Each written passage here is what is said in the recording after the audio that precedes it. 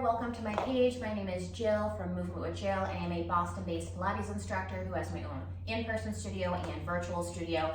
Check out some of my classes online or subscribe here and take some of my classes here on YouTube. I'm so happy you are joining me today. We are gonna go over a little bit about this little guy right here, the Allegro 2 Footbar. A lot of instructors that I've worked with, a lot of clients, they have some stress, some struggle, some issue with figuring out how do we move the footbar? Where does it go for my height? You know, how do I lock it in? All those things. How do you adjust it where it's not crooked or twisted from side to side?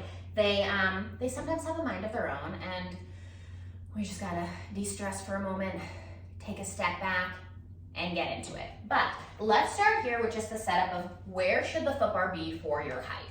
So I am 5'1", 5'1" and maybe 3/4 on a good stretched out day. And I work with my footbar on the third hole. 1, 2, 3, 4, 5. You start with the one that goes all the way closest to the foot plate, those little knobs down there, and then all the way closer to the carriage. So I'm on that middle one, that third knob in here. And you can tell where it is hooked because of that little white piece that comes out. That's what's telling you what knob it is hooked up to.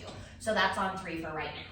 I'm gonna scooch myself forward, lie it down, and then my feet come right up onto that footbar, and you're gonna look right at the ankle here. So hips and knees. Knees are right on top of my hips here. Personally, I do like my knees a little bit closer in again because I'm kind of in between. I'm 5'1" and 3/4, so I'm really in between the second and the third knob, but I like the third. It just gives me a little bit more power and it doesn't have me crashing in every time I come back in. So when I press out off the footbar, when I come back in on that third knob, I don't crash in the way I do when I'm on that second clip.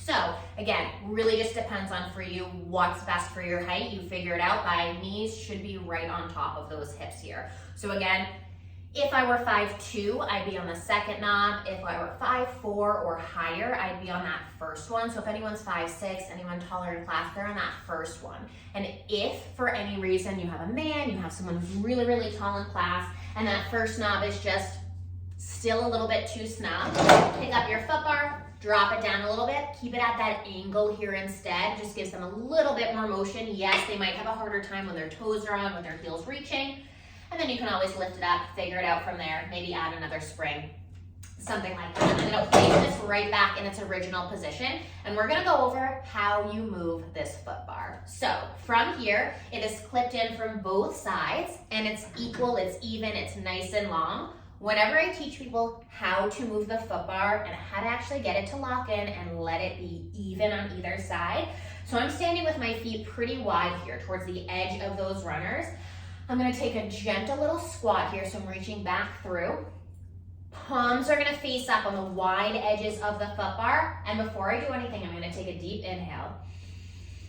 And as I exhale, equally weighted, lift it up, and then we angle it back. So you wanna make sure that it has that backward angle so it can slide forward and back, and that back angle is gonna be what lets it move. You're gonna hear those little clicks where it clicks at the bottom, clicks, clicks, and you're gonna find so that white little knob where it clicks into that hole. Once it hears that click, again, little bend in those knees, take an inhale, palms are facing up, you press up, and then you lock yourself right back in. I find it really, really important to take that inhale, exhale, and go slow and controlled, because that way it's gonna lock in and it won't be uneven or a little bit wobbly. And then always shake it. No matter what, before class starts, before you start a private session, give it a little shake, make sure it's in the position.